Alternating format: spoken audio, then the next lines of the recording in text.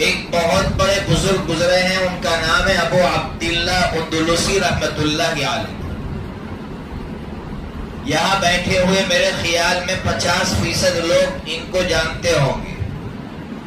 اور کیوں جانتے ہوں گے؟ اس لیے کہ حضرت جنید بغدادی رحمت اللہ علیہ یہ شیخ ابو عبداللہ اندلسی رحمت اللہ علیہ کے مرید تھے۔ یعنی ابو عبداللہ اندلسی شیخ ہیں اور جنید بغدادی مرید ہے۔ شبلی، یہ علماء جانتے ہیں ان کا کیا مقام تھا۔ شبلی شیخ ابو عبداللہ اندلسی رحمت اللہ علیہ کے مرید تھے۔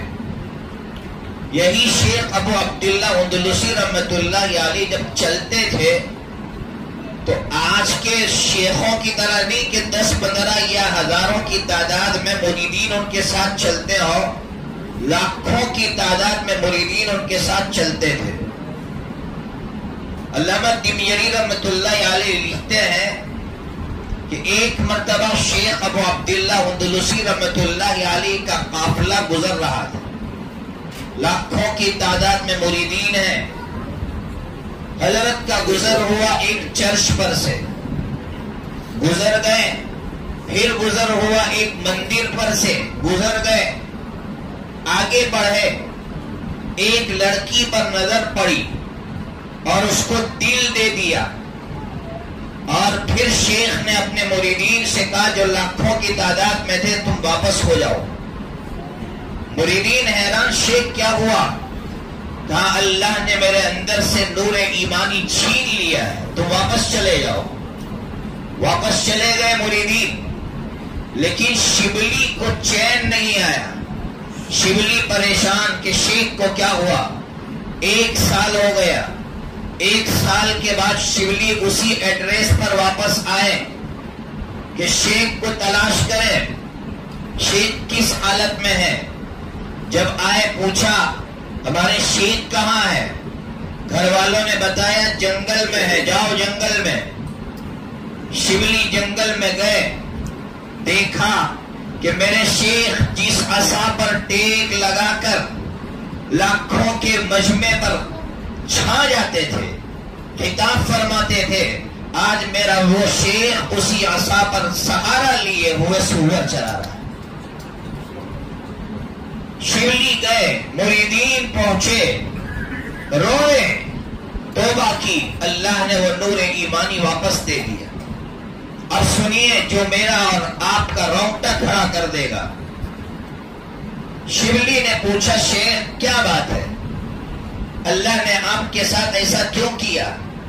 تو شیخ ابو عبداللہ اندلسی رحمت اللہ علیہ نے فرمایا بیٹا، جب میرا گزر مندر پر سے گزرا اور میں نے دیکھا کچھ لوگوں کو کہ وہ اللہ کے علاوہ کسی اور کے سامنے جھک رہے ہیں، تو میں نے اپنی زبان سے یہ کہا کہ یہ کتنے بڑے بے وقوف ہیں، ان میں عقل نہیں ہے کہ وہ اللہ کے علاوہ کسی اور کے سامنے جھکتے ہیں۔ تو اللہ کی طرف سے یہ آواز آئی کہ اے ابو عبداللہ، تجھے بھروسہ ہے تیری عقل پر، یہ ایمان تجھے تیری عقل کی بنیاد پر ملا ہے، یہ ایمان میں نے دیا ہے۔ آج اس مسجد میں آیا ہوں تو میں نہیں آیا ہوں، میرا اللہ لایا ہے، میرا کوئی کمال نہیں ہے۔ ان بچوں نے قرآن حفظ کیا ہے، ان بچوں کا نہ کوئی کمال ہے، نہ والدین کا کوئی کمال ہے، اگر کمال ہے تو صرف اللہ وحدہ لا شریک کا ہے۔ ڈر لگتا ہے کہ اللہ، آج ہم لوگ اپنی زبان سے کسی غریب کو کچھ کہہ دیتے ہیں، آج ایک بے نمازی بھائی کو ہم تانا دیتے ہیں کہ عید کے چاند کی طرح مسجد میں نظر آئے، اس کا مطلب مجھے غرور ہے اپنی نمازوں پر، مجھے غرور اپنی نمازوں پر، غمن ہے مجھے اپنی نمازوں پر کہ ایک بے نمازی بھائی سے میں یہ کہہ رہا ہوں کہ عید کے چاند کی طرح نظر آئے۔ میرا کوئی کمال نہیں تھا، 5 وقت کی نماز میں میرے اللہ کا کمال تھا۔ جب یہ کیفیت ہمارے اندر پیدا ہوگی، قسم خدائے پاک کی، ہم کسی کو حقیر نہیں سمجھیں گے۔ یہ کبر، اگر میں دین کا کام کر رہا ہوں، میرا کوئی کمال نہیں ہے، کوئی کمال نہیں ہے، اگر کوئی مخلوق کی خدمت کر رہا ہے اس کا کوئی کمال نہیں ہے، اللہ نے اس کا انتخاب فرمایا ہے۔ اگر یہ چیز میرے اندر ہے میرا اللہ بچائے گا۔ بھٹکل کے اندر ایک بہت بڑے رائٹر ہے حضرت مولانا الیاس بھٹکلی، ابھی حیات ہے، بہت اچھا لکھتے ہیں۔ انہوں نے ایک زمانے میں ایک مضمون لکھا تھا، کمپوزیشن لکھا تھا، بڑا عجیب کمپوزیشن لکھا تھا۔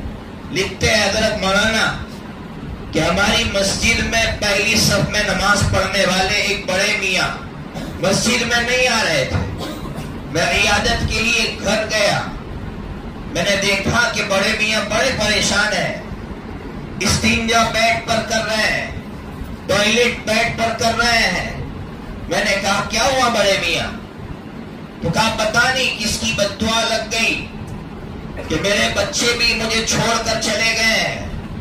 اچھا آپ کے بچے بھی آپ کو چھوڑ کر چلے گئے؟ کہا حضرت آپ تو نمازی تھے، آپ نے تو آج تک کسی کا بگاڑا نہیں، آخر یہ حالات کیسے آئے؟